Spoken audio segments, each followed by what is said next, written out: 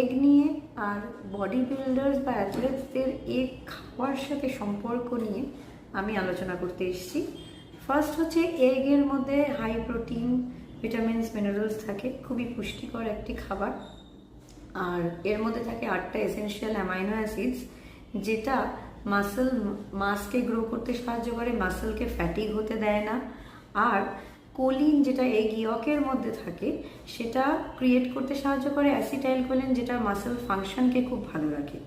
তাহলে egg muscle build আপের জন্য খুবই ভালো, কিন্তু আবার হাই ইনটেকও ভালো নয়, কারণ এর মধ্যে থাকে কোলেস্ট্রল আর লিপিড। তাই জন্য নর্মাল যারা, তারা 2টো করে পার ডে এগ ইনটেক করতে পারেন, ফুল এগ। আর যারা বডি বিল্ডিং করছেন তারা 3টে করে ফুল এগ খেতে পারেন। আর যদি এক্সট্রা ইনটেক দরকার হয় তাহলে এগ হোয়াইটস।